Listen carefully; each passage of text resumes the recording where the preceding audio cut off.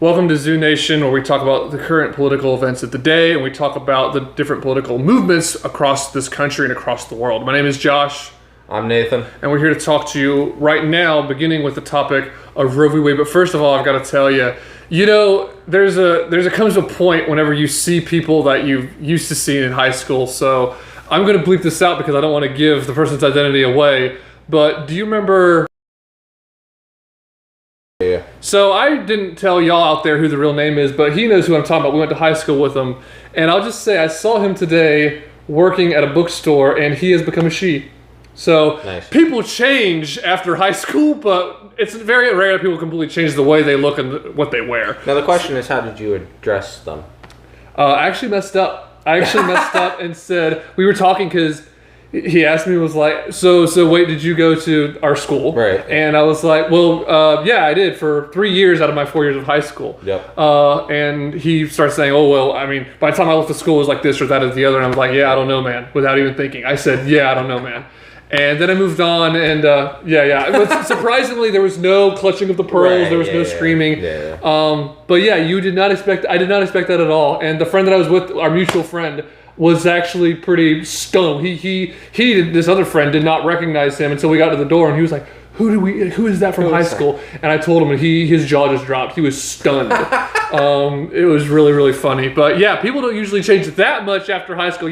Someone gets a girlfriend, someone gets a boyfriend, things like that. Someone lets their hair get a little bit longer. Yeah. But yeah, what a change. What a change. So anyway, people talk about trans rights being part of healthcare. We're going to be talking about healthcare this evening in a lot of cases. Briefly, the president has COVID. That's a big, big freaking headline.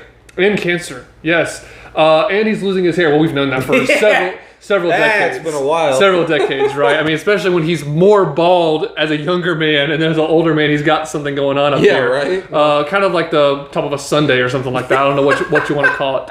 But anyway, yeah, so you've got the president who's making public statements and saying, people have cancer just like me, and everyone's kind of looking at him. And so then the White House has to come out and clarify and say, no, the president does not actually have cancer. Then he also, so apparently, to our knowledge, the White House has not corrected the fact that he has COVID. He actually has COVID. Yeah, no, he actually tested positive. So now we're sure of that. Jen Psaki or whoever else it is doesn't have to come up and say, he has COVID. Which, by the way, here's the question. Is that Putin's fault? It's got to be Putin. Got to be Putin?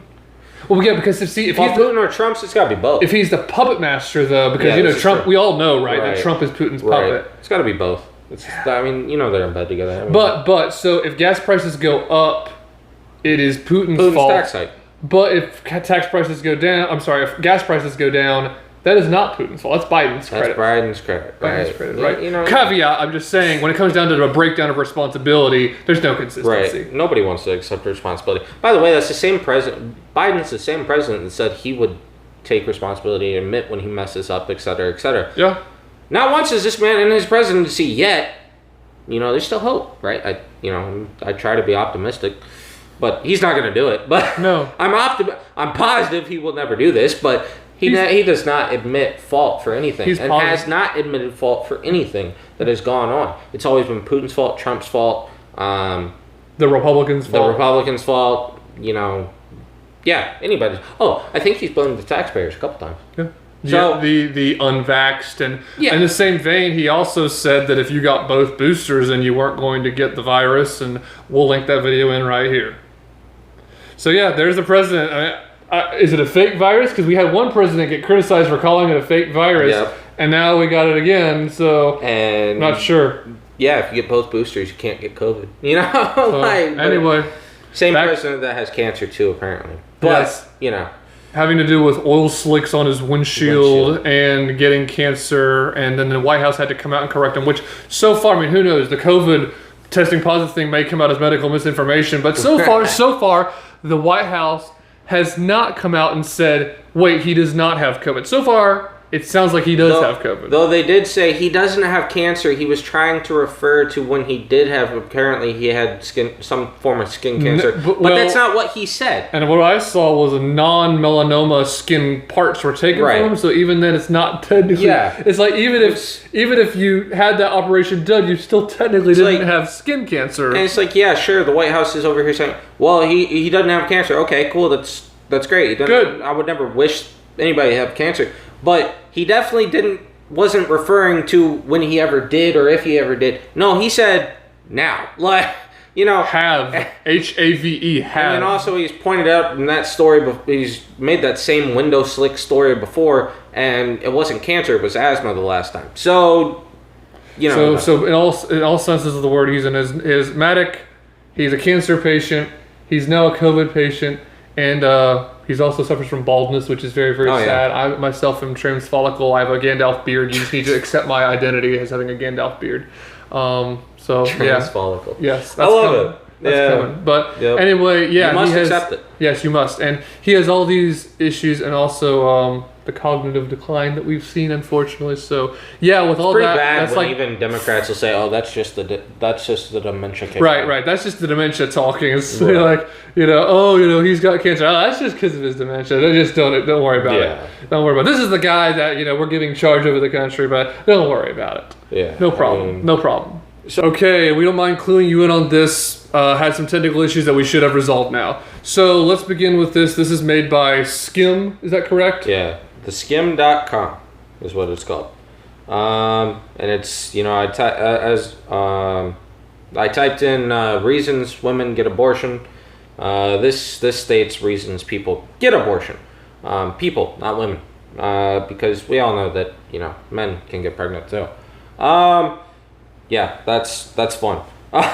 Because abortion affects the LGBT community.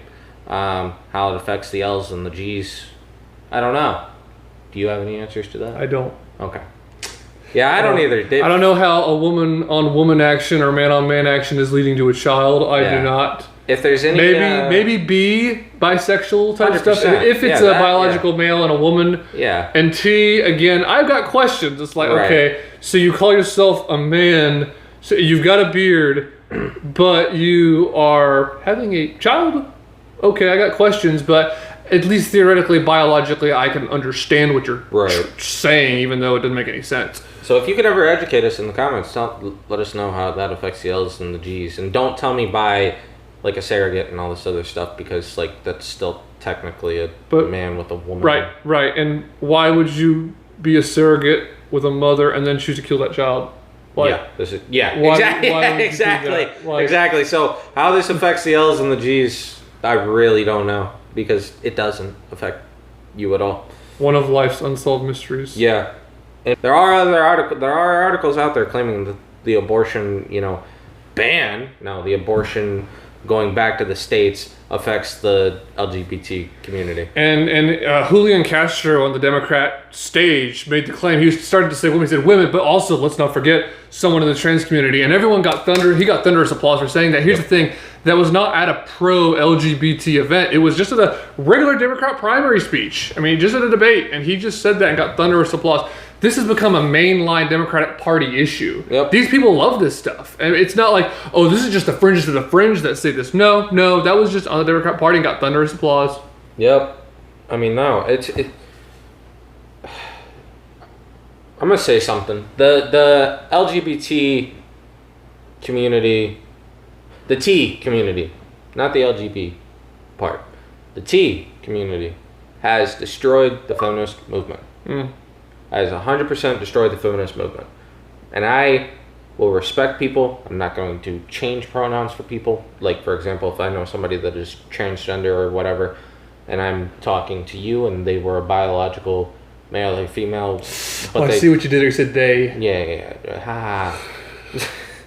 But if that... Give you the Kamala Harris laugh. If that... Let's say Joey was the original person, transformed into... That's bad. Transformed into Jeanette, I'm not going to say she. I'm going to say he. Okay. That's just me. Now, when talking to that person, I will respect. But talking, just being you... About them. Them? I see what you're saying. No, I will not. I refuse to. But yeah, no, I do believe that the T movement definitely... We're not talking about testosterone for you guys that see ads on the radio or whatever. I mean, that destroys the feminist movement. That's true for different reasons, right? Especially if you're getting the actual... we are the oppressors. Right. Well, especially if you're getting the actual... hormone stuff. I mean, testosterone really affects women in that way too. Yeah. I mean, the So- hormones. So yeah, I mean, no, the tea movement has 100% destroyed the feminist movement. I mean, between Leah Thomas beating women in sports. Yeah. And between we're going to call them birthing persons or say things chest feeding, right. which So- by the way, you've heard that we call it chest feeding now, not breastfeeding. I did not hear Which, that. by the way, breastfeeding, men have breasts too. Is that that's correct. Like chest feeding and breastfeeding, women have chests, men have chests. If you're a really really fat man and you've got man boobs, does that qualify you? I wonder. No. or if you're Elliot Page. True. What do you do in that situation? Wait, but isn't it Ellen? No, it is. Oh yeah, that's dead naming. I forgot. You almost caught yourself. No such thing as Ellen Page anymore, right? Yeah. Just disappeared from history. Right. Was always trans the whole time. Was always a guy the whole time. But Just trapped in the wrong body. It's like we automatically make the word woman now is just bad. They're even trying to. There was another article, and we'll pull this up in another conversation we have one day. Is that there was an article I was reading, and they were talking about just how to rewrite the word woman, and it was like replacing the O with an X, or the E with an X, one of the two. Make it unpronounceable. Right. It's like what? Like that doesn't work, and that. You can't break the English language like that. People in other you can't break any language like that. People in other countries are going to be like turning it on English subtitles and being like, "What the heck? What did he call her? Yeah, like what in the world? It doesn't work, and it's the feminist movement is absolutely destroyed. I'm all for equality. I'm all for women can do what men do to an extent. You can't impregnate another. That's where the line is drawn. Yeah, Again. yeah. You would be supportive of someone like Mrs. Banks in the Mary Poppins movie who says votes for women, things like that. Right. But at a certain point, it's like, what do we do now? And me personally, I'm even okay with a woman president if she's the right. If she aligns with my beliefs personally. So I'm cool with that. Yes. So equality across the board. But when you have this tea movement where you don't even know what a woman is, and it's offensive to say the woman, the feminist movement is dead. Sir Matthew had to go on a quest. Sir Matthew with the big beard on his, with his laptop and with his camera. We're talking about Matt Walsh, of course. Sir Matthew had to go for the holy grail of trying to define one question. What is a woman? Yep. I mean, it's a woman is somebody who can. Nope. If I say somebody who can give birth, well, apparently teas can give birth too. So, a woman is somebody who is born with XX chromosomes. There you go. And has a uterus. Even a uterus that may not properly work, where you can have children. Yes. Still uterus. Was born with a uterus. Still uterus. Was born with a uterus, by the way. Can give out eggs. Right. Because I'm not sure. I'm not sure if they have a surgery yet that can insert a uterus into somebody. So I'm gonna say you have to be born with this uterus. In the year 2022. Even if it doesn't work. Whatever. You still have to be born with it to be a woman. There you go. So and obviously there's some other things, but those are like two major components of being a woman. So we see very clearly that exactly that in the Bible, and this is the thing. And before we have the technical issues, talking about our society in general has just gone away from the Lord. Right. Is that God made man and woman, and He gave them the ability to procreate for intimacy, but also for procreation to have children, and unfortunately, the society has walked away from that. Instead of saying, well, this is why we were given this, it's all about pleasure, unfortunately. And it's to the point where it's all about the person feeling a certain way, getting satisfaction from it, rather than for God's intended purposes. And when you have a society that has rejected the Creator and has said, no, we don't care, you start to get into all of these troubles that we're going to go into as far as abortion. And one thing I'll just say right off the bat that people don't talk about is the emotional damage that it can do to people, as far as a man and the woman that is having the child, whether it's a girlfriend or a wife, chooses to have an abortion. And if he says, no, please don't do it, he pretty much has no rights over it. She then can go ahead and get the child anyway and say, you know what, I don't want the kid, I'm going to go ahead and get rid of the kid. Or by the same token, he's strong-arming her into saying, no, you're going to kill this child. I'm not ready to have a child yet, so you're going to kill it. And the woman then does it. And even if the woman goes into it consensually later in life, she may think about the time she had an abortion and how that affects her mental health and also the health risks that come with getting an abortion, the danger of the procedure. Even though a lot of people are approving it and saying it's perfectly fine. Right. Getting into this article, they start off with this editor's note. They talk about how this article was updated on June 24th to reflect the Supreme Court's decision on Roe v. Wade. And the info here applies to all people seeking abortions, but we sometimes use the word woman and mental health in this guide, in case that's offensive to anybody. I just thought of it. I can't wait for later in the future. Well, I hope things get better than this.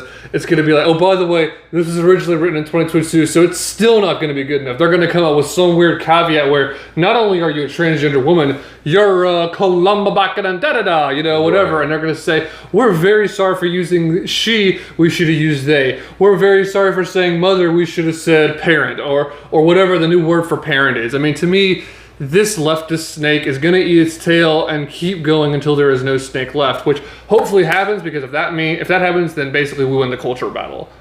I mean, yeah, hopefully. I hope there comes a point where we go back and look at stuff like theskim.com. By the way, 2 M's. Just a heads up if you do look at it, but we'll have it linked. Located in the description as well as in the comment section. Right. But, I hope that there will be a day where we go back and look at this and be like, what in the heck were we thinking? We may use the word woman and maternal health in this guide. Only women can get pregnant. What else? Only women. What else are you gonna say? What else are you gonna say? I don't know. I birthing person. There you go. We've been over that, yeah. Birthing person. There's no standard abortion patient. Yeah, a woman. Yeah, and a baby. A baby. We shouldn't have called it a baby. We should have called it it's not a fetus, it's a baby. Yeah, a young child. Yeah, that they're gonna come to that too. Yeah. It's a baby. They already have. It's a child. Yeah, if you can tell me life on Mars, bacteria is life on Mars, but a heartbeat is not life on Earth, we have a problem. Houston, we have a problem. I mean, seriously. To carry the space analogy full circle, right, yeah. Right. I mean, this is ridiculous. I mean, this is where our world is going, and people are losing their minds. We got AOC faking arrest, or faking handcuffs at least. She got detained. She didn't get arrested. There is a difference.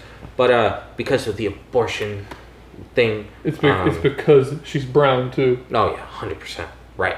Nothing about. And Ilhan Omar, she also faked her handcuffs. Nothing about blocking traffic or causing a disruption. It's because she's brown and because women are being oppressed in America. Also, speaking because of the patriarchy, which we can't define what a man is either. Yes, 100%. By an implication. 100%. Also, just a short little FYI thing.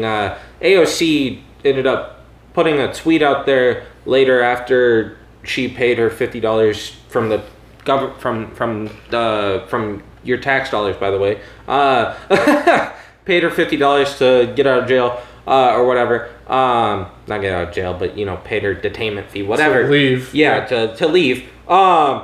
She tweeted and said she had her hands behind her back because that's the best thing to do for a cop if you're getting arrested. Don't listen to that woman. I don't care if you're white, black, pink, purple, green, whatever. Also, I love this idea. Imagine if a conservative or Republican said the same thing. Right.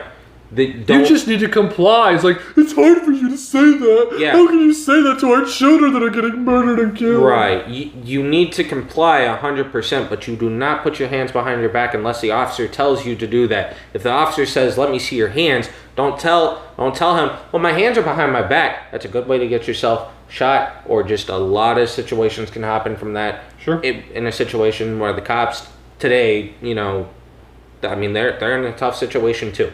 So, no, in that case, you 100%. There's a lot of things you should not listen to AOC on. But you do not listen to AOC when she says the best thing to do is keep your hands behind your back when faced with cops. Also, no, it is not. Also, a future episode, what does AOC write about, which is going to be a very short video. That's going to be... Yeah.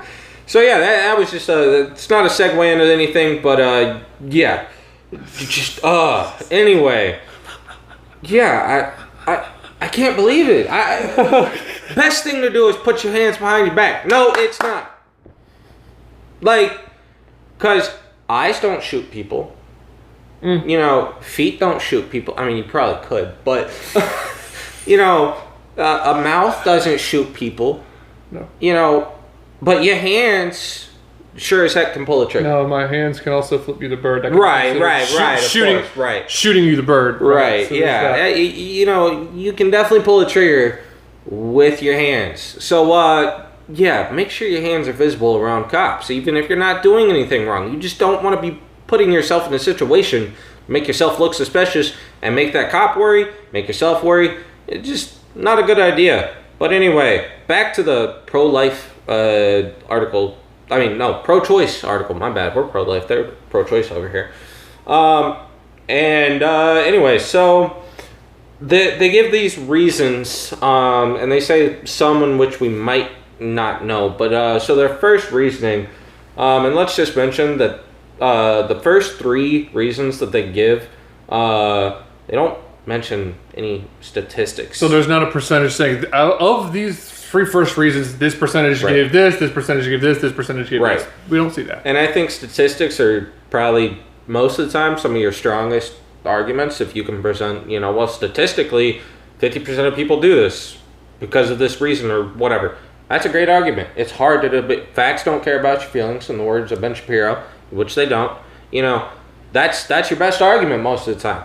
So yeah, for the first three arguments, they do not present the statistics. Now, I will say that they cite certain things, but there's no specific number statistic here. So yeah, but anyway, so the first reason they get is their pregnancy is life-threatening. All I'm going to say to that is that even with these states that have put in place abortion ruling or legislation restrictions, there is not a single state where if the mother's life is in danger that they cannot get an abortion. Right. There's not a single state out there. Right. So all 50 states, if you are a mother and your life is in danger, you are able to get an abortion. Mm-hmm. Second thing I want to state, which real quick, to me, when you're talking about a pregnancy that could lead to the end of the life of the mother, we're no longer talking about an abortion. We're talking about a medical emergency of a woman possibly dying or a baby possibly dying, which really, technically speaking, the doctors need to be doing their best for both. Right. But if it comes down to it, okay, this one is now dying and this person has a chance of living, of course you need to do what is best medically speaking. It becomes a medical issue, whereas the rest of this abortion debate is a philosophical issue. Just wanted to point that out. We're no longer talking about an abortion or what the left calls a right to women's bodies or anything like that. We're not talking about a medical problem and saving life in either situation, because before God, this goes back to culture rejection of God, it's a life and a life, right? We've got to try to save both, but if we cannot, it becomes a medical problem of saving life as much as possible and valuing life. And see, unfortunately, in this situation, but with the abortion, you've got a pro-life side, which has to do with value of life, and a pro-choice side, which does not, which idolizes the god of convenience in almost every situation. Right. And they note systemic racism as part of the problem here. Because, you know, people of color, women of color, not people, women of color, by the way. So, UTs of color, doesn't matter. Women of color, you know, face barriers of getting quality care. Why should the child have to pay for that, for one? And two, no. That's just not right. But anyway, it's just like it's systemic race. Everything somehow ties into racism, apparently. Everything. So the pregnancy is life-threatening. That's again. There's not a state where you can't do that in the first place. Also, these numbers they fail to mention these numbers for a reason. The numbers are so low because of our medical advancements. Sure, we can't predict the future, although we are able to see if a mother is at high risk, such as diabetes or, you know, heart disease. But those numbers, even if they do have these things, are so low because of our medical advancements. Now, if we were like in the 1800s, early 1900s, you can make these arguments a little more like, oh, well, the mother's life. But now we have such development that it's not an argument it's not a valid argument. From all of human history, number one, Right. childhood mortality is lower. But even from 73, January the 22nd, 1973, which is when Roe v. Wade came out, even since then, things have gone down slowly as far as infant mortality and mother mortality as far as giving birth, childbirth mortality. So to me, it doesn't stand on a leg. And again, this is the thing from the biblical perspective of worldview and history was the fall when death, not only sin came into the world, but death as well. And when death came in, again, from a moral perspective, you're having to do with a medical procedure to then save life, not having to do with ending someone's life. So this first reason does not stand at all. Next point is they're worried about their mental health. Okay. Mental health is real. Mental struggles are real. I've been open with my friends. I don't mind saying it on this platform that I've had depression before. I didn't have, it wasn't severe enough for me to have to get on medication, nothing like that. But I have been depressed before, and by the grace of God, it was not severe. You have had health issues. You have had problems before. And along with those health issues, depression comes. You Yes. know, I mean, no. Yes. So mental health. And I mean, I'm a big advocate for people with mental health, and that's a big thing. But, you know, it's not a reason to kill somebody. No. And also, the other thing is, it is never considered acceptable for me to be like, oh, I feel horrible, I'm going to kill myself. And you say, you know what, you've got mental health issues, so Right. you go ahead and do that. And so, by that same token, it's not okay for me now, sitting here on this couch, although it's not going to happen, to pull out a gun and say, you know what, I've got mental issues, I'm putting an end to your life. How does it change to say, I've got mental health issues, I'm going to put an end to the life inside of me for a woman? Exactly. There's no excuse for that. That does not justify things. Now, if you list it as a reason, we don't need to list this as a reason for abortion. We need to list this as a reason for, okay, we've got a problem with mental health in America that leads to death. Not to abortion, to death, because that's what it is, death in the womb. Mm-hmm. How do we address that? How do we address mental health in this way? How do we prevent abortion in this way? And also ask yourself, if you are in a poor mental state, are you in a good position or condition to make big decisions? I would say no. Is this decision having to do with abortion a big one? Yes. Everyone left and right, pro-choice, pro-life, can agree on that. So why should you be allowed to make this decision? Now, again, I would qualify this by you don't have a decision to murder anyway, but especially when you have poor mental health, why is this listed as a reason to justify this? Yeah, no, I agree. And they said, they state that this Turnaway study, and you can click on some of these if you do go to this website, which look at long-term consequences of going through with an unwanted pregnancy. All right, first off, if it's unwanted, why'd you get pregnant in the first place? Yeah. We'll go on with that later. And found that women who had abortions were less likely than those denied the procedure to experience anxiety and low self-esteem later on. What? Like... Look at your child and say, you know what, because of you, I experience anxiety and low self-esteem. Yeah, kids give you anxiety because you're worried, oh, is he going to bump his head? Oh, is she going to, hurt herself doing that? Yeah. So I'd argue that the anxiety that they have is normal stuff. But here's the thing. It gets, if that is the case, it gets the anxiety off themselves and onto other focused onto something else, exactly. And honestly, from a clinician standpoint, everything that I've read, and I'm in a relationship with a psychology major, is getting the attention off yourself onto something else is great when you're having a mental problem. Right. So why would you want this person to remain self-focused instead of giving them a situation having to do with caring for others? Right.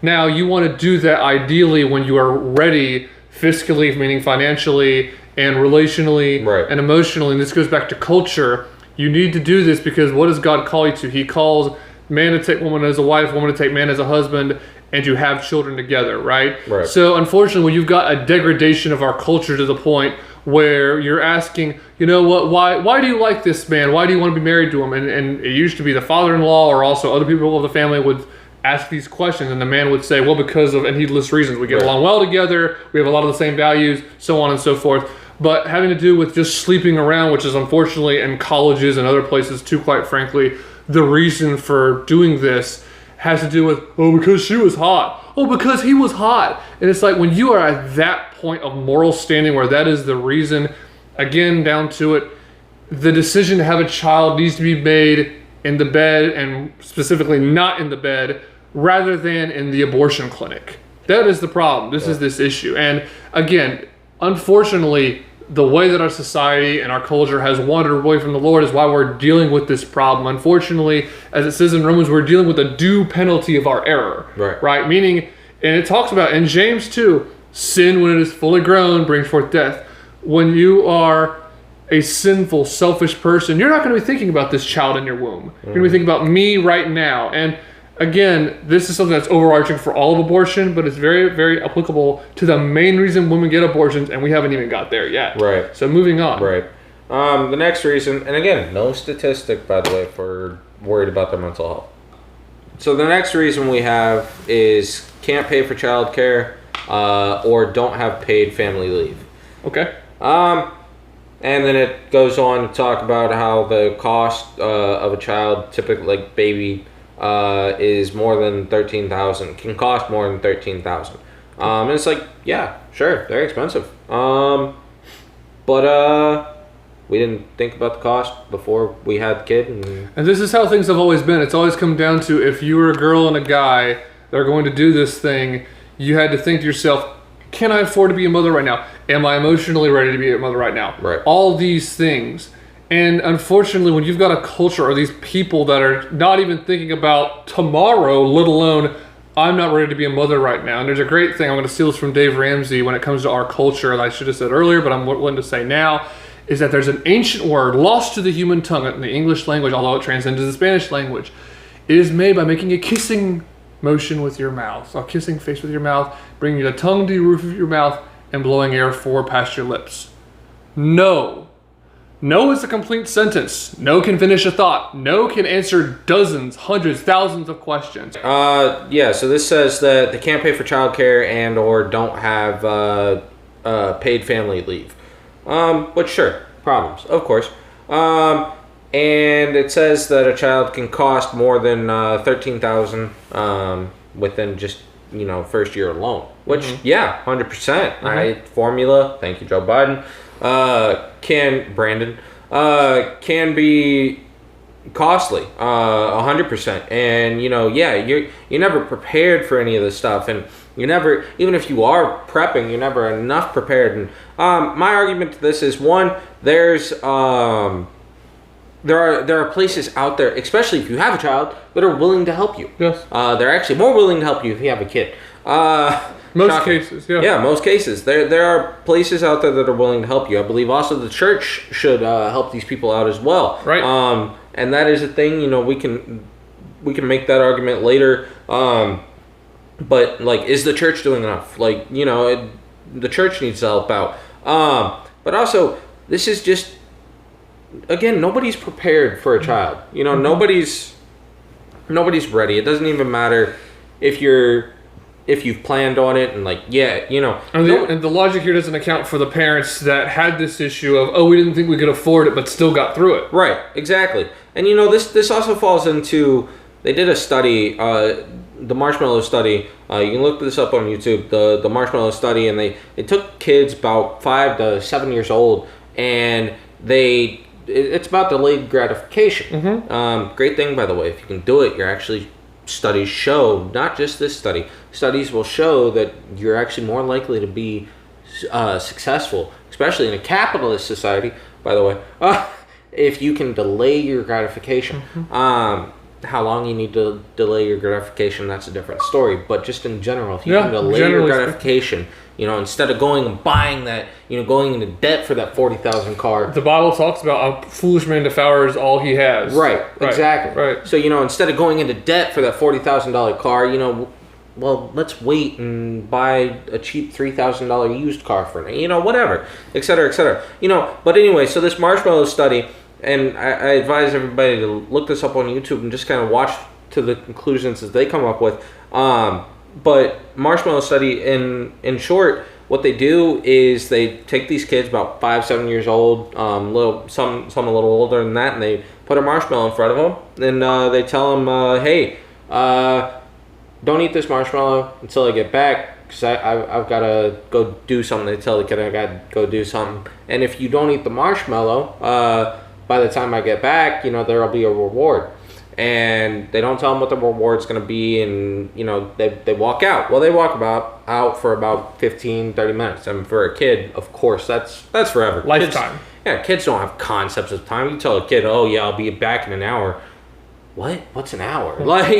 So, yeah, these kids are sitting here waiting with this marshmallow, They're just glad that you come back and they still recognize you. Some you don't kids, got gray hair. Yeah, and like some kids, they lick it. They'll sit here and pull off bits of it, and that's the Bernie Sanders of the world. The Bernie Sanders of the world would eat it and say, "Oh, I did it because it's the richest." Well, fault. This is true. The 1%, the millionaires. Yeah.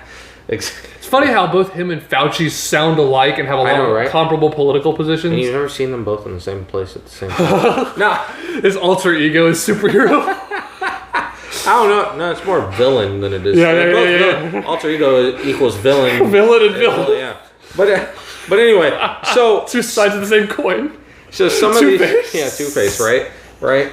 Oh, welcome to the DC universe scratching of the coin politics. It's like when he scratches the coin on both sides. Right. He's like, the DC universe of politics. But anyway, so some of those kids, they play the system and like they'll lick it, but they won't eat it. Or they'll pick at it, but they won't eat it. Then some kids are like, forget it and eat it. The other kids, there's some kids, they're actually good and they sit there and they don't eat it. And so anyway, the scientist, he comes back in and, guy didn't eat it or the kid didn't eat it or whatever. And they give the kid another marshmallow. True. So you double your reward, for not eating the marshmallow. And so, later, and of course, the kid that ate it gets nothing, no reward there. I mean, you ate your reward, that's what it was. And anyway, so they go. That's the other thing Sanders would do. He would say, okay, but this guy that didn't eat the marshmallow, I get his. Right. And so they end up looking at these kids, when they're 18, 19, 20, 20 years old and down that line, and they just look at where they are in life, and with the exception of some, because in any study you always have your exceptions of anything, of like the vaccine, you have your exception, whatever, in study of anything you have exceptions.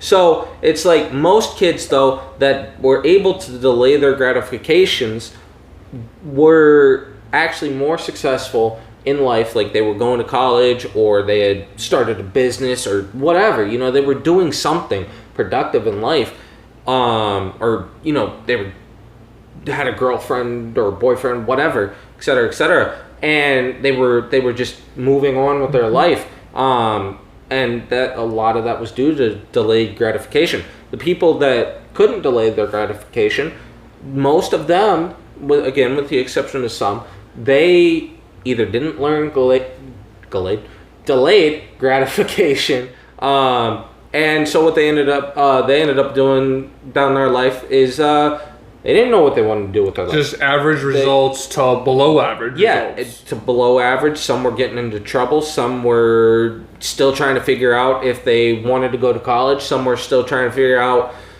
who do I want to be with? Just all these scenarios. So. And it's, and then, some of those people were the kids that like just picked at them. Those kids, it was a 50-50 on where they turned out. Tying that back into this, I can't pay for a child and, I'm just not ready. Nobody's ever ready, for one. Second off, if you can delay your children are a blessing. First off, delaying that pleasure aspect of sex and just the intimacy and everything with somebody that you aren't married to is going to be so much more rewarding than just sleeping around in college, right? One night stands, and it comes back to a cultural thing. What people value, their sexual self-expression versus staying together with the person that you want to marry and having children together. Right. and that child will then come as a blessing more instead of like, oh no, I'm not ready, or oh no, et cetera, et cetera. Right. So delaying the gratification, it plays a big part into this debate. And you want to talk about back to the previous point, even, and some to an extent here with mental health as well. It gives women security when the gentlemen do step forward and say, okay, this is our child, we're getting together, we're staying together, things like that. Same with the woman, we're going to take responsibility versus a shirking of responsibility. And in terms of paying for things, your best shot is a combined income in a lot of sense versus the woman being by herself. So, of course, it's hard to do it by yourself, but no social conservatives or Christians or otherwise are wanting the woman to take this on alone. Right. No, we want the two that created this to deal with it together. We do. We do want to hold men accountable 100%. I'm a huge advocate for that, and as I've told you, I've seen on social media multiple times when this decision did come out. Well, what about the men now? And like, we should force vasectomies. Okay, first off, hold on. I didn't say we should force you to get your tubes tied, any of that. I've never said we should do anything with your body except for you should have the kid, But which is about someone else's body. Yeah, which is about somebody else's body. So we're not going to have that discussion. But no, like, you want to hold the guy accountable. Sure, I'm all for that. And I gotta tell you, like when it comes to the vasectomies, I mean, I kid you not, I saw a tweet that said, "What about women with multiple sexual partners?" Yeah, and it's like, if you're into that, you've got your own set of problems that have nothing to do with abortion. You're dealing with other issues, and again, it sounds like something that's either going to be on the Dr. Phil episode or maybe Live PD, depending on how interesting things get. Right. Husband realizes that wife is having an affair. Who knows? Right. Exactly. All is to say, you can, if you're in the right kind of relationship, which is how society should be culturally, with one husband, one wife, say, okay, we're going to make a decision. I'm going to get my tubes tied. I'm going to have a vasectomy. We're not going to have kids. We're going to have the protection, things like that. You can make that call, make that decision, versus, well, what about these other circumstances that have nothing to do with building a family? Right. That is just not of value. And again, it just goes to show the degrading of our culture that that's even an option or a thought in people's heads about people, men or women, having multiple sexual partners. That goes both ways. Again, it goes both ways, fellas. That's how it is. Right. Yeah. So no accountability on both sides, men, women, and that's another thing you see a lot from the pro-choice side is, well, all these pro-lifers or Republicans or conservatives are paying off their mistresses. It's just like, okay, name one, number one, paying off their mistresses to get an abortion. Name one, number one, ever. Name their name. And if so, we care about that too. Don't do that, blah, blah, blah, whatever the name of the person is. Yeah. We're not going to justify that. What, name a pro-life advocate that would justify that? No, I mean, that is 100% uncalled for. And even if there is that Republican out there, first off, they're hypocrites. Second off, that doesn't dismantle all pro-lifers. No. Exactly. Like, we disavow that. Yeah. It's like, that was wrong. Heavily criticized. Yeah, that was wrong. Like, that. There's no question about that. Another thing that they add in here, but this is another no statistics for this, no percentage here or anything. But another thing that they do mention here is adoption is not always a reasonable alternative to abortion. It is. It's a reasonable alternative. In fact, it is a very good alternative. And in fact, I would classify it a win-win. Other than, sure, the mother's got to go through some pain to have the baby. Sure. She's got to go through pain to have an abortion. Right, exactly. She's going to have to go through some pain to have an abortion. And both physically speaking and in her future life, her mental health. And we talk about mental health, 100%. So, adoption, and we can talk about the adoption process and all that in general. I agree that the foster care system needs to be looked into as far as just the way it works. I personally have, my family did foster care when I was 8 years old till we adopted my brother and my sister when I was I believe I was probably about 17, something around there. And so during that time we had 14 kids coming in our house. So I've had that many brothers and sisters, and it's tough. That's rough. And but the system gets paid to keep these kids in the system. And how much? Yeah, there's that. But how much worse to see those faces and those people that come into your house and think, what if they never existed? Right. Exactly. Or they existed, but they were brutally murdered. Right. So that's the challenge. It's like, okay, first off, let's assume that this adoption thing is right. Like, oh yeah, adoption isn't reasonable. All right, then you do me a favor and go tell those kids in their foster system right now that and tell them, yeah, it would have been better if your mom aborted you. Did what was best for her. Because she didn't want you anyway, so she should have aborted you. Did what was best for her, like you just said. Right. That's the argument made. Like, and nobody would do that. I mean, if anyone did, they'd have horrible problems of sociopathy. If you can do that, you've got way more balls than me. Or sociopathy. Right, yeah. I mean, that's insane. But no, I mean, adoption is an alternative. And we talk about how the foster care system is messed up, but adoption, when it comes to babies, is not messed up. For every unwanted baby, infant, for every unwanted infant, there are 34 parents willing to adopt that child. And you cannot tell me that out of 34 people that are wanting to adopt the baby, that none of them are good candidates. It's like somebody is. I can assure you. It may be the 29th, but somebody in there is a good candidate to adopt this child. Exactly. So, I mean, the babies, everybody wants a baby. They make them happy, etc. So the problem in the foster system is that nobody wants the older people. Like, nobody wants the teenager. There's so many teenagers that get lost in the system, and, it's horrible. Nobody wants, like, the 6-year-olds and all, whatever. That's a problem. It needs to be looked at, and how do we fix it, etc., etc. I can have that talk all day. Me too. But to say that for these babies that adoption is not always a reasonable, no, it is a reasonable option and is better. In fact, that kid gets to live. Sure, you have to have the kid and go through some temporary pain, but oh well. It's not gonna mess your body up. Like, sure, it's gonna mess some things up, stretch some things out, whatever. But oh well, you're not killing a kid. Then other people get a child. It just goes back to the responsibility argument. It really does. Right, it really does. And that child gets a loving home. Those parents that want to adopt the kid get to love that kid. I mean, it's a win-win-win. Yes. So adoption is 100% a reasonable alternative, at least here in the United States. I don't know the statistics across the world for this. But, that 67 million number that we brought up before, that's in the U.S., yes.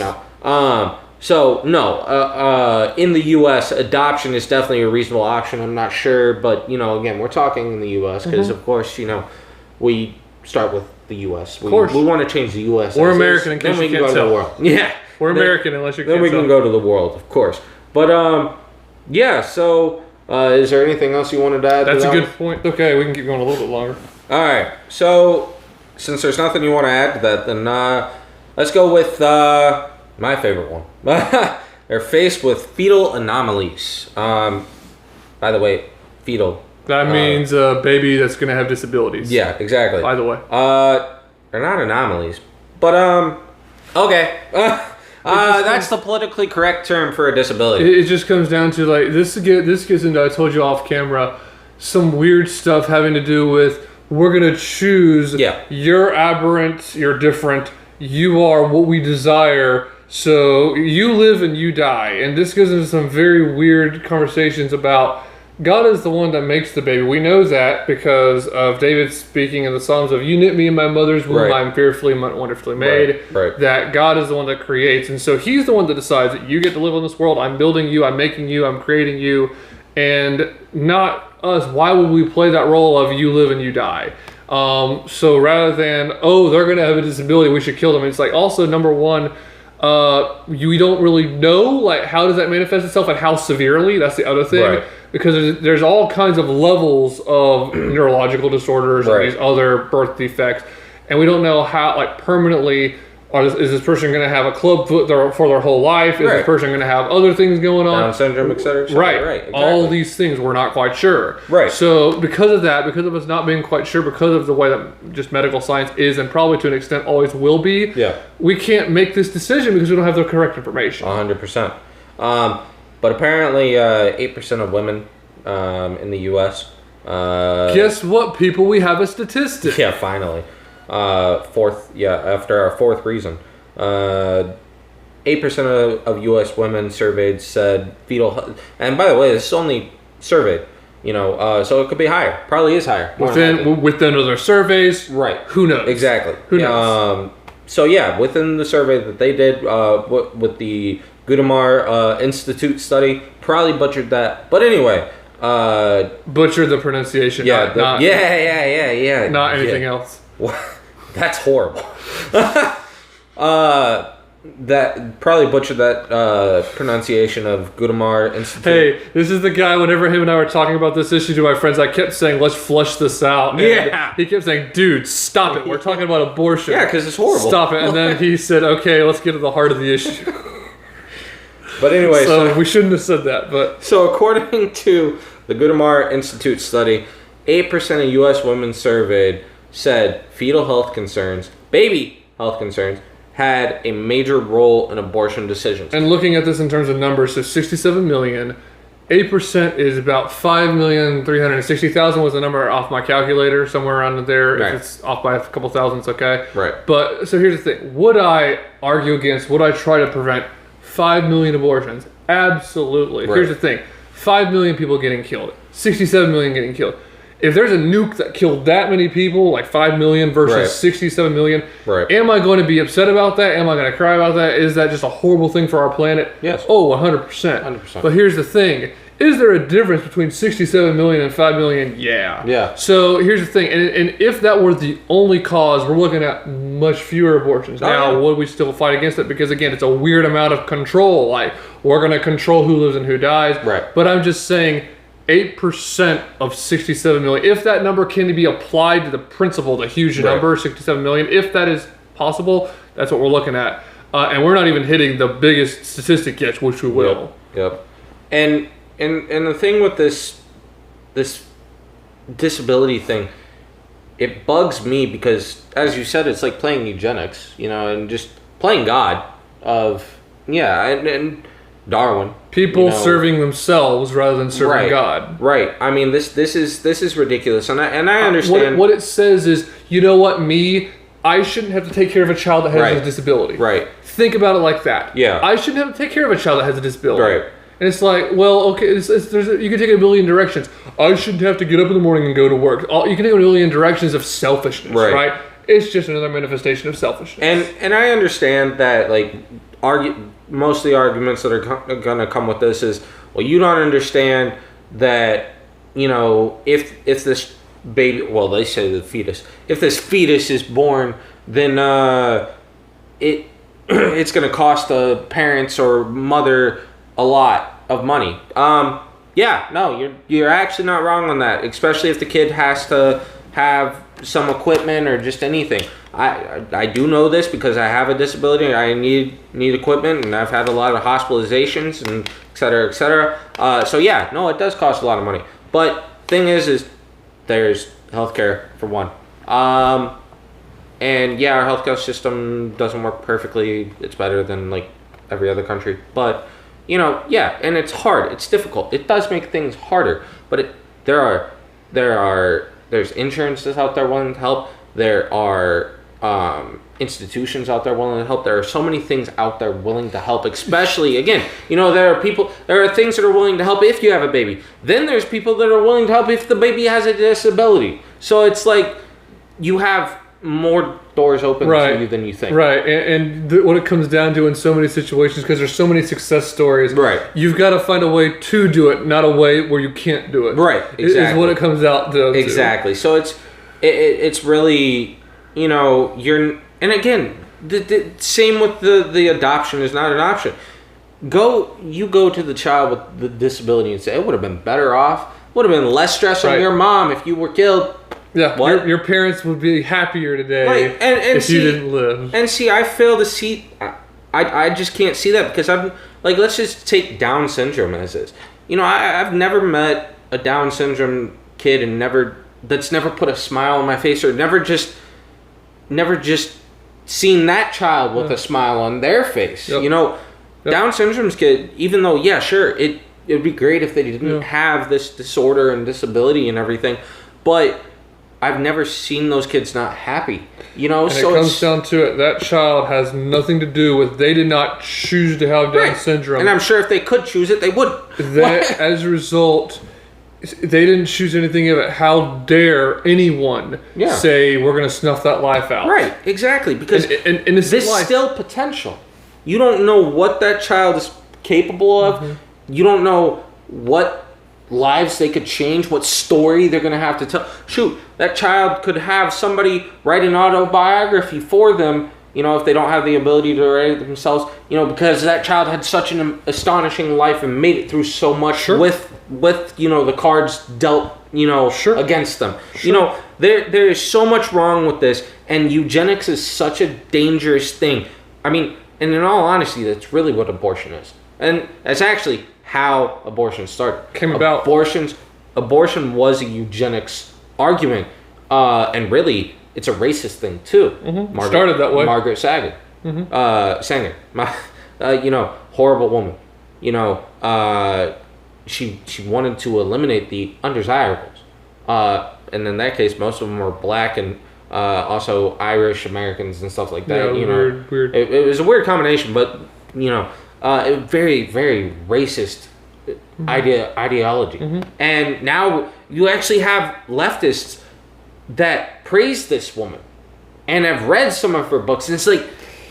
If they know who she is, they praise her. A lot of them don't even like, who? But the crazy thing is like the politicians that praise her know who she is and have read this stuff. And it's like, that's crazy. You know, people that praise it and never really read her stuff, it's like, okay, wait, do you know who she is? Because... that's not a good person. This is a person that Hitler liked. And I'm pretty sure, even the leftists, we can all agree, it's hard to find common ground, but we can all find common ground that Hitler wasn't a good guy, right? Right? So if Hitler liked the person, probably wasn't more than likely a good person. Well, I'd start out by questioning, okay, who is this person? If Hitler liked you, I'm going to question a lot. Yeah. There is a slim chance that you were a good person or had good ideas. You know, we talk about we're losing our history and stuff. Well, yeah, we're losing our... You don't even know the history of abortion. You know, this is just such a eugenics argument, such a evil and wicked argument, in my opinion, and no reason to abort a child. Just not a reason. And again, if you don't want to put it up for adoption. 1 in 34. You know, 1 in 34. And even if the kid has disabilities, it's still there. Yeah. Next one is we've got is, and we've learned this, but the contraception method failed, shocker, and they didn't want kids. Birth control doesn't work 100% of the time. And experts say that abortion is largely not and shouldn't be treated as a form of birth control. See, I actually agree with that last statement, right? That abortion should not be treated as a form of birth control. The problem is it has been. Right. You know? Right. Because I'd love to look at the studies of, like, did you actually use protection? No. I didn't. And again, it comes back to kind of what I was saying earlier, having to do with, for a lot of human history, there's been an assumption that if you were having sex, the assumption would be that you were going to get pregnant. We're in an area of history where now it feels like we've jumped from one thing to another, where the one thing was if you have sex, you're going to get pregnant, to, okay, that's not the case. Where it needs to be, okay, well, it could still be the case. There's a chance because birth control methods do fail and things of that nature. So therefore, take that into consideration, and you know something that is 100% effective of not getting pregnant, abstinence, right? And again, this goes back to culture and worldview as a Christian. Right. And you know, again, this goes back to the delayed gratification. That too. You know. And that, you don't have to be a religious person to accept that. That is just a fact. Yeah. I mean, this one is just like, oh, made a mistake, so abortion. Like, no. That this is bad. This just isn't. This is not a good argument for this. And even they say it shouldn't be used as a form of birth control. I mean, yeah, it shouldn't. I mean, I agree. Your best birth control is just don't have sex. till you're actually ready, because we all know that it could lead to a baby. Right. That's just how it works. We learned this either on the living room couch of our parents while they gave us the talk, or we learned this in sex ed. We should all know this. Didn't we learn this when we were teenagers? Right. Now, of course we learned this. Now I'll make the argument that I've also heard from people, not even going to say leftists, because, I mean, yeah, sure, leftists support, abortion and everything, but just people in general of like, well, the guy didn't want to wear a condom. Okay. You can't force him to wear a condom and everything like that. And, whatever. He should if you're going to do that or whatever. Again, I support abstinence 100%. But, like, let's just say you can't avoid it, whatever.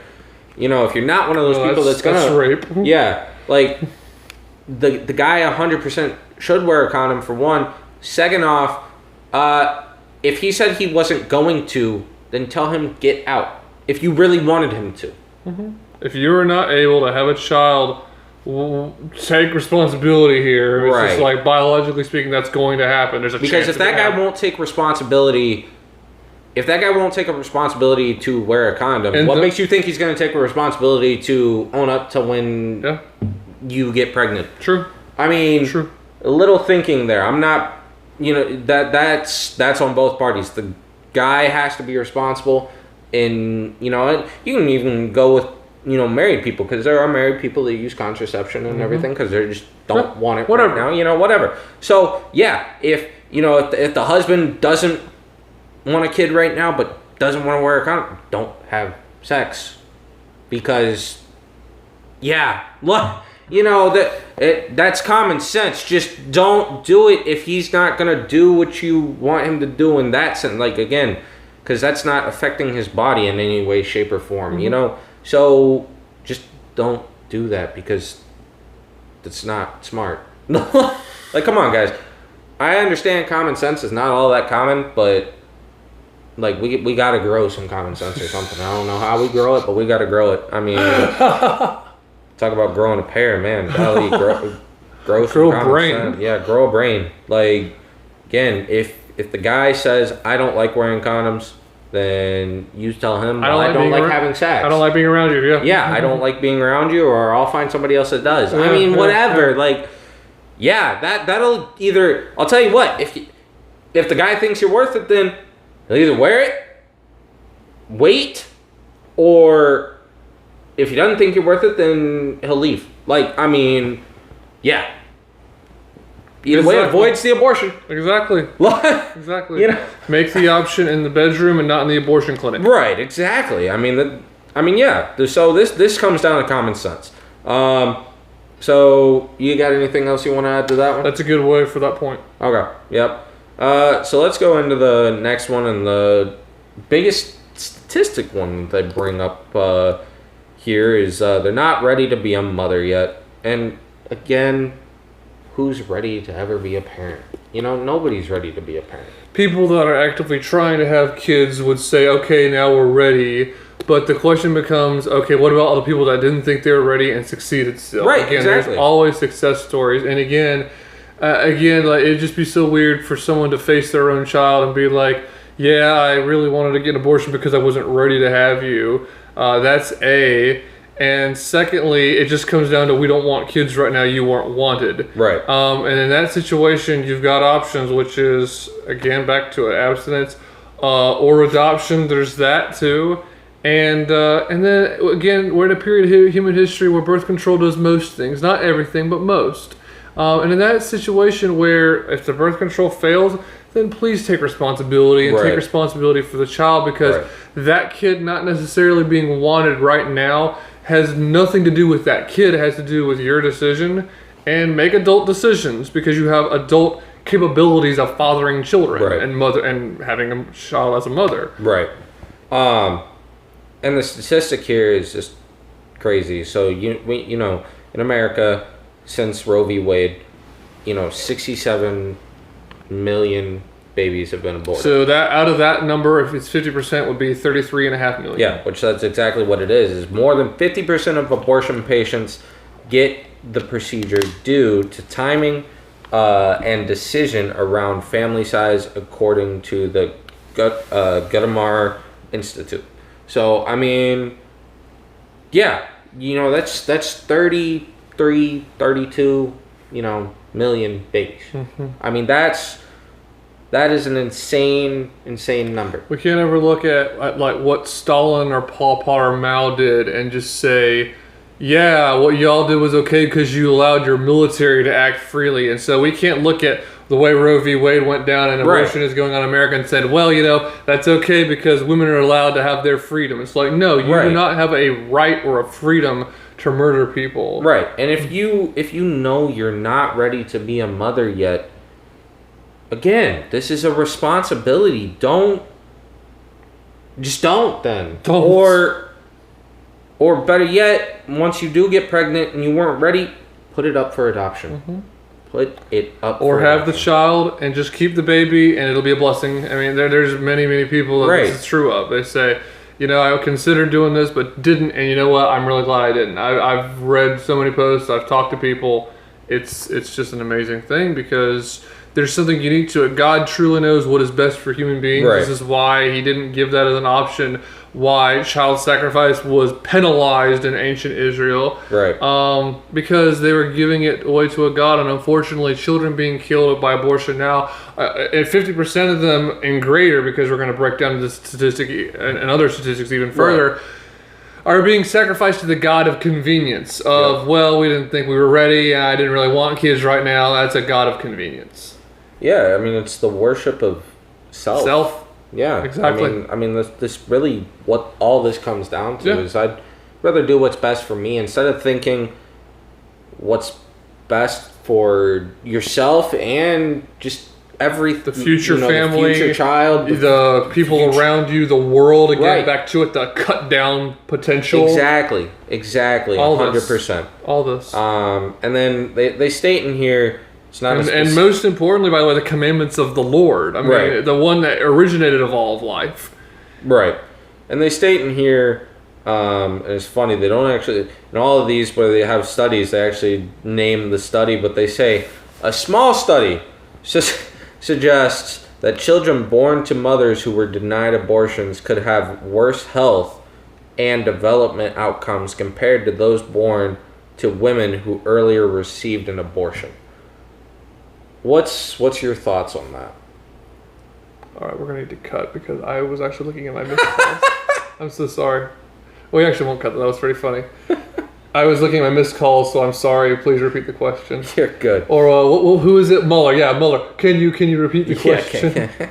Or maybe I should just say, I don't know, I'm not a biologist. So they say a small study suggests that children born to mothers who were denied abortions could have worse health and development outcomes compared to those who were born to women who earlier received an abortion. That is a very... this is what was interesting again. So we just talked about this off camera.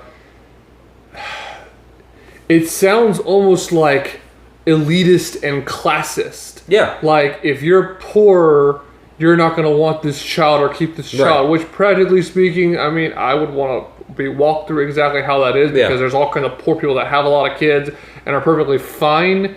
That's what's weird about the assumptions about what a poor person even is, and also by what country, by what metric there is. It gets super complicated. I mean, again, when it comes down to it, people talk about this all the time. If you live in this country and you have a job in this country in America, you are in the top 1% of the world. Yeah. So when we're talking about poor people, who are we talking about? Or ideal conditions? What does that mean? We gotta see that actually discussed. But then it comes down to this weird control that is starting to go into totalitarian or eugenicist. Yeah. It's like, how do you define, we want children born into this condition where things are happy and good? It's like, okay, well, how do you establish that metric? Yeah. Like, okay, if they're born in less than ideal conditions, okay, George Washington Carver was born in slavery. I would call that a less than ideal condition. Oh, yeah, 100%. The man went on to invent so many things. He revolutionized in America what sharecropping was, what crop rotation was. The man invented... He had to learn delayed gratification, the scientific method. He did, and the man invented peanut butter, which makes him an American hero. Right. So, I would disagree with that part as far as I'm not a fan of peanut butter. I like peanut butter flavor. I was going to say, what about Reese's? I don't even eat Reese's. Oh, you communist. Yeah, You right. godless communist. Listen, you can call me whatever you want. Don't call me a communist. Oh, don't say that. But no, I don't know. Like, it's the texture of things. Like, I don't like peanut butter texture. I see.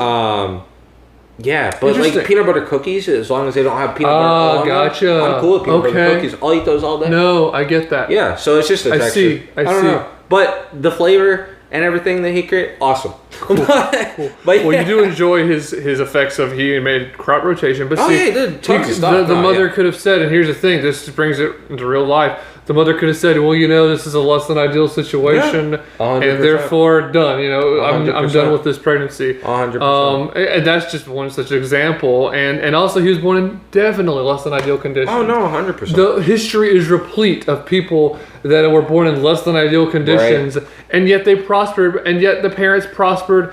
Ben Carson is an example in recent history, had a single mother the whole situation. And he made the best. I mean, shoot, oh my goodness, he's such a smart surgeon. One of the best brain surgeons. Exactly. Incredible. I mean, you got to be smart just to be a brain surgeon. But he's one of the best brain surgeons. Did things with conjoined twins. Right. And exactly. everything. I mean, the amount that he's contributed is insane. I mean, no, it's. So crazy. I that's my viewpoint on it. Yeah, and to me, it's no excuse. And I agree with you. I agree with you. And part of this is like they could have a worse health and development outcomes compared to those women earlier who received abortion. It's like they could. It's like we don't know. Right. And like also it's like so what are you classifying as ideal and all this? We don't know. So we're going to default on the side of ending a life rather than defaulting on the side of preserving life. It's like this whole thing those aren't facts. That is merely that's just completely one of those studies that's based off of feelings. That's not a study based off of facts. Mm-hmm. It's not this person is in a worse position because their mother didn't get an abortion or wasn't offered or what about the fact that maybe the child's in a bad position because their mom's working at McDonald's or something like that. That's got nothing to do with economic issue. There's other facters. We're missing other factors. And back to it, where's the dad? Right, exactly. Wait, maybe the dad left. It's not even the mom's fault. All these things go together, and it really needs to be dealt with. And to me, there's solutions to these things that have nothing to do with this child. Right, no, 100%.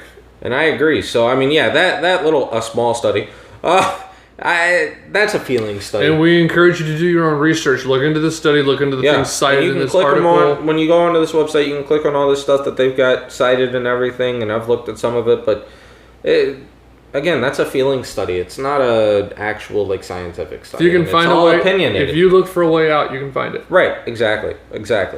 All right. So, anything else you wanted to add to the whole not ready to be a mother? No. Yeah. So, let's move on to these 2 points that they bring up.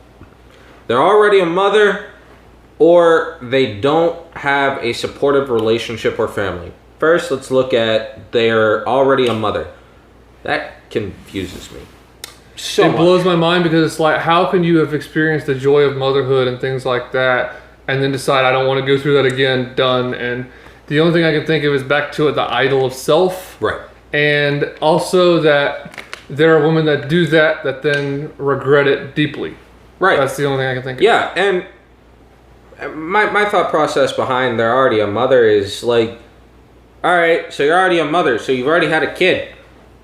How, if you didn't like the first one, why'd you have the second or the third or the fourth or the fifth? Like, whatever. It's like that doesn't make any sense. You know how being a mother works. You understand that in order for that to happen, you need a father.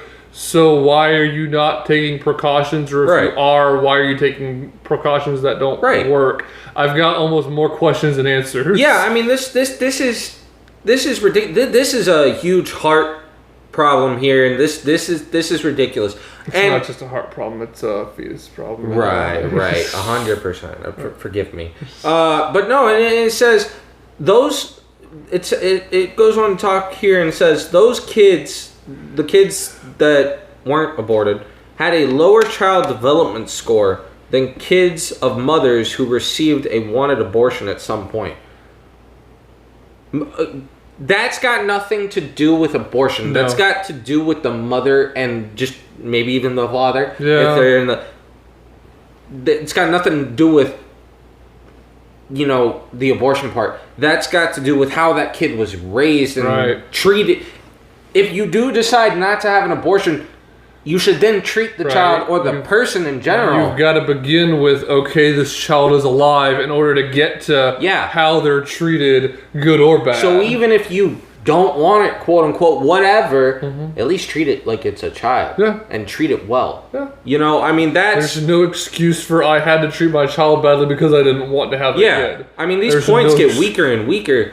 I mean, this is just horrible. Like, there's reasons to treat people badly, but I didn't want my child as such a horribly self-serving one. Yeah, and to say that, the mother that gets the abortion at some point and then has another kid treats their child better, I don't believe that, for one. And then just that, why couldn't you treat the kid that you quote unquote didn't want well? I mean, that's a mother problem. That's a parenting problem. That's not an abortion problem. There's horrible things, man. I gotta tell you, there's a video I watched. I didn't even mention this to you off or on camera. Yeah. A mother on TikTok had a baby in her arms, and she was answering some question from some follower. Why am I a mother but pro-choice? Well, because I wanted to have the choice. And she literally looks at the baby. Yeah, that's right. I could have aborted you. Yeah. It's like, there are people out here that it's like, this is the ideology, the same ideology that says men can become women, women can become men, and that the rich are out to get you and stuff like that. And then they also say things like, yeah, it's fine to look right at your baby's little face and say, yeah, I could have killed you. We go from arguments of like, where it seems... They make arguments where you could say it's quote-unquote caring of like, well, what about the mother's life? Or, well, what about it having a disability? Which, not caring. But, you know, they make arguments where it's like, kind of like, oh, it sounds caring. But then they make arguments like this of it where it's just about the choice. Yep. I want to protect my choice. Not even, forget the kid. Yeah. Forget what's possibly going on in my body. Forget that. I just want my choice. That's straight up selfish. I mean, that's just, that's all that is. There's no question about that. Absolutely. You know, I can debate all day on these other ones, but this is ridiculous. You know, I mean, that's absolutely insane. Yeah, I mean, I don't know. I mean, these points, like I said, they pretty much get weaker and weaker as we go, you know, and more selfish, and I don't know. So the last point is probably one of the strongest parts of the argument, which has to do with rape and incest. Now, one thing that I've thought about from early on when I was really, really young into politics, a friend mentioned, well, it depends, right? If someone says incest, it's like, okay, but is it incestuous rape? Or what's going on here exactly? And look, unless you're in Alabama, it's probably not a huge issue. So, although we live in the deep south, we live in South Carolina, so who even knows? But anyway, as far as one thing we discovered... We're not that deep. We do have Lindsey Graham. That's true. I want to start doing an impression of him now. But I've done that for satire before. But real quick, we discovered it is around the 0.1%. All in all, 67 million abortions. If we look at abortions having to do with rape, 670,000. Yeah, so what they say is about 1% of women who get abortions were pregnant through rape, and less than, so that's for rape, right? So 1%. Okay. 1% of women. So that's where you get that number. You said 670,000. So we're aborting 670,000 babies because of rape, and less than 0.5% of abortion patients were pregnant through incest, according to their Gudamar survey. So yeah, they even say so they aren't common reasons in pregnancy, but there are reasons. Blah blah blah. Once widely accepted abortion. Blah blah blah. But then it comes down to, what does this have to do with the child? Why is the child being killed because his biological father is not a dad, is not a father in the common traditional good sense? Right. He's an evil person. And should the mother live for the rest of her life with this child. Should she have to live with the child? No. But she doesn't have to live with the child. She can put the child up for adoption. Right. So forth, so on. And then also, again, it's bad this is happening even at 1% and everything, but you played the numbers game with the disability. Yeah. And then this is happening at such a low rate that it makes it a weak argument. And unfortunately, it's an argument to be had, but it's a weak argument. Right. And unfortunately, I don't want to go here, but I think we kind of have to. Is how much of this is had sex with a guy, regretted it, and so he raped her. That's another question to be had as well. Is like, how much of this is like was actual? It actual rape? Because hey, I don't condone rape at all. No, 100%. That's a really extreme position. Yeah, I know, right? I know. Everybody is against it. Yeah, no, but like if it's one of these cases, because there have been cases where people have been thrown in jail just because the woman regretted having sex afterwards. It's like that's not rape. Just because you regret it isn't rape. That's a huge question. And again, the body, obviously not all the time, and there's exceptions to every rule, right. But the body does have a way with unwanted sex or just like a traumatic experience, the body does have ways to shut down. Sure. And most of the time, that's why it's such a low. Right. It's such a low thing. This is a low statistic. Not because it's not reported enough. No, because it doesn't happen that much. Right. Because of the fact that the body, a female's body, will shut down, and it's just extremely hard for someone to get pregnant.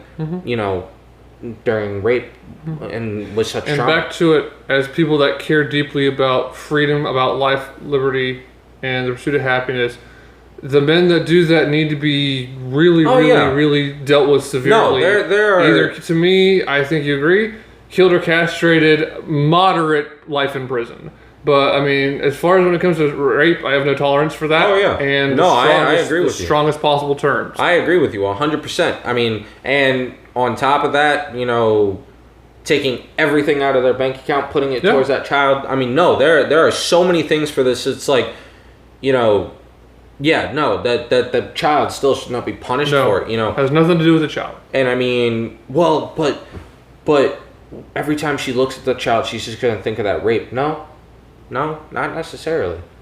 Could be on the one hand, but on the other hand, she doesn't have to live with it for the rest of her life. You can put it for adoption. You can also look at adoption, but also you can, if you do decide to keep it, you can also look at that child and see that God gave you something bad. Something bad happened to you, but God gave you something good, right, to come out of the bad. Out of it. There you go, and that's huge. Even in storms, sometimes a rainbow comes out. So I mean, that's just how that about happens. That before. Yeah, I mean, that's just how it happens. Yeah. I mean, and they go on to talk about reproductive rights shouldn't be debated, etc. It's like this is an important debate. It's a debate that needs to be had, and both sides need to listen to it. So please look into this article. Please do your own research, and we really appreciate you tuning in for this. It's an important issue. This is an issue that affected everyone, and to be honest, I was just surprised to see this happen in our lifetimes. As far as the Supreme Court ruling on it, I really doubted it. Right. I thought they were going to be intimidated out of it, but no, they ended up making a ruling, a decision, and we shall see what happens next as far as that goes. And we look forward to providing you with future episodes. Thank you very much for tuning in and listening.